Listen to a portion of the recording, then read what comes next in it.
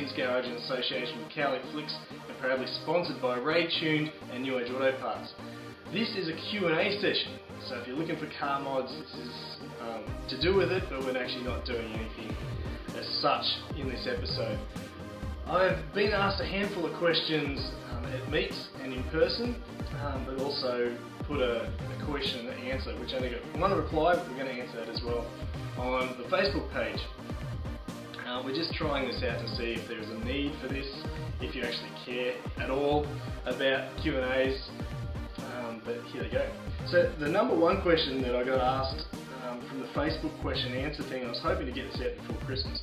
We didn't, apologise for that. Nick Reedy asked if I was to do the turbo build again, would I do it differently? So we're talking about when I installed the Garrett GDX 3071 on the Mazda 6 NPS or Mazda Speed 6, depending where you are. What the main thing that I do differently is once I've actually sort of started the project, being a little bit ambitious, I painted all kinds of stuff, and I just thought that it'd take a couple of days, which in reality it took weeks, because I needed parts, I needed money. Even once I started the build, I realised, wow, I need to do drain lines and oil feed lines and all sorts of stuff, which costs a lot more than what I thought. So if I was to do it differently, what I would say to people is make sure that you've got a really, really good buffer financially. Hopefully you fall in under that, hopefully you can do your homework, you can have all the pieces ready to go. But make sure you do have a buffer, because there's nothing worse than needing an oil return line that needs to be customised up and made fabricated yourself, or getting somebody else to do that, which may cost a few $100s that you don't have, and it's the one thing holding up the whole build. So make sure you've got some cash ready for that. The other thing that I would do very, very differently is when it actually came to get emotional about this. When it comes time to place the turbo in the car, I basically did what I had worked in the past. When I'd taken off the KO4 previously, I dropped the KO4 off and was trying to get that out, only to realise the best way to do that, or the easiest way, is to take the manifold off. Take the manifold off, KO4 just lifts out very simply. So when I put the new turbo in, I just did the reverse of that. I put the turbo, dropped the turbo in, and then attached the manifold, then bolted the turbo to the manifold, and then plumbed everything back up. In hindsight, and what was recommended to me by Ray from Ray Tune, is he said you plumb it all up before you put it in. So you actually attach the turbo to the manifold, oil lines, everything would have been, and it makes so much more sense, everything would have been so much easier to bolt up when you're sitting on a bench or on a surface, rather than trying to fit fine bolts in with the confined space that is behind the Mazda Speed platform, the MPS from the back, especially on the 6, because you've got all kinds of stuff happening with your gearbox back there, and it is just a nightmare to get into. So in hindsight, if I was to do that again, the two things would be bolt the turbo up to your manifold, make sure that's all ready to go. So all you have to do is drop that in and on. Oil return lines, obviously the oil feed line sort of goes on a bit later, but you can have all of your hoses connected to the turbo, except for maybe your oil feed, ready to go, and just drop it down. That would make it so much easier. The second question I get asked fairly often is, am I a mechanic? Am I a panel beater? Am I a certain? And the answer is no to all those. My father was a trained mechanic and then drove trucks, never really went into mechanicking. My brother was a trained mechanic and he was a mechanic for 10 years, about 2 or 3 different dealerships. And then my father-in-law was also a mechanic. And so while I've had mechanics around me and always had cars around me and machinery, I haven't always been tinkering with stuff. And I guess that's partly to do with my other passions. I'm quite into music and quite into computers, which is why I do the videos, and why I do the music soundtracks and stuff. But also financially, I didn't want to take out a loan as a young guy and have it over my head for the rest of my life. And so now I'm at a stage of life where I'm able to do some of these mods, pay for them, and my kids are a little bit older, so I can afford the time in the shed, and not be depriving them of time that they need with their dad and all that kind of stuff. So I can be a dad, I can work full time, and I can do these videos and hang out with cars.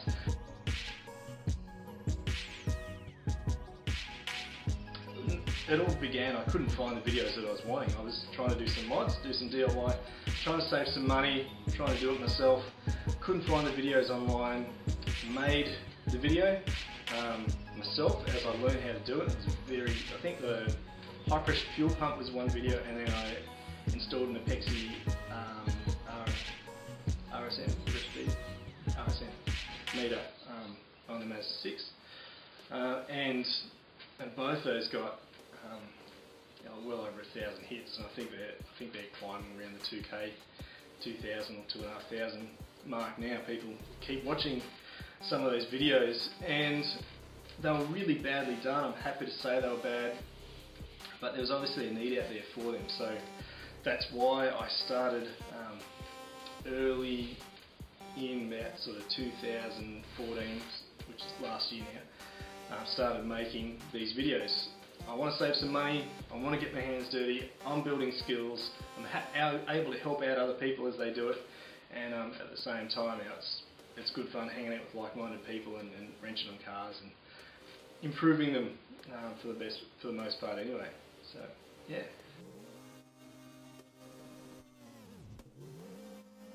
It has to be practical. While I feel it looks too high, I've got a set of king springs ready to put back into the front, but last time I had them in, it was ridiculously low, and so while it does have the ability to drop the front, dump that on the ground, and look fantastic, I probably wouldn't get down my driveway if I did that. We are about to complete what I hope is the turbo build and start a series of tuning videos, or the tuning video series, or it's a video for that, which would be good. I know people are hanging out for that as well. I get asked about that a fair bit, and so the intake needs to be larger on this. Oil catch cans are going to go into this. Looking at a map sensor needs to be upgraded in it. I'm getting some gauges put in the car. I use the access port, but I also have a set of gauges just so I can live see them at all times. What's happening with oil pressure and temperatures and that kind of stuff in a gauge setting. And other than that, I will probably do something with the exhaust that will actually quieten it down a little bit. I took a friend's MPS6 out for a spin the other day and thought, man, this thing goes really hard. I'd been working on it and did some mods on it, and was trying to work out why it felt like it was just so much more punchy than mine, when mine's got this ridiculously large turbo on it. And when I jumped in mine and drove it the same way, I realised, no, the turbo is stupidly big and stupidly powerful. What it was is just the sound, basically. The noise of the exhaust on mine was so loud, and especially when I'm driving around my local area, I don't want to be the hoon. It's a loud note as is, but I don't need it to be thrashing it around. And because I've been sort of babying it, I haven't been in the turbo power band range, so that's why I've sort of been thinking, oh man, why is this down in power? It's not, it's up on noise, and so I balance that out. No power, lots of noise. I guess it just goes up from there. Lots more noise, lots more power. It can do that, but yeah. So I'll probably do something with that in the future. And then some interior stuff.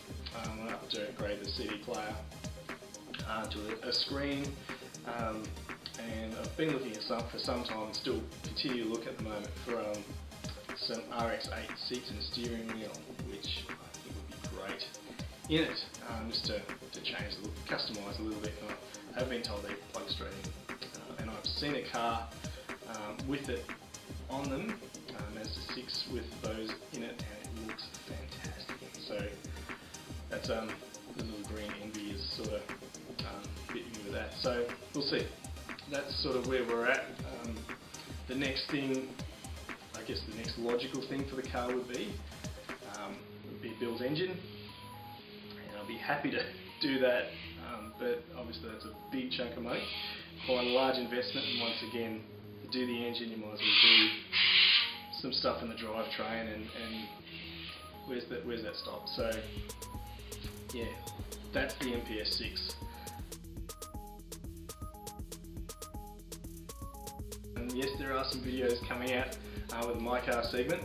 Basically, I've just been so wrapped up with work, family. Christmas was a busy time for me, and with the turbo build that I just haven't been getting out to catch up with people and organising that stuff. And so the segment is still alive. I haven't killed it. It wasn't a flop. It actually was fairly popular and people really enjoyed seeing Monty's GDI. I started filming some other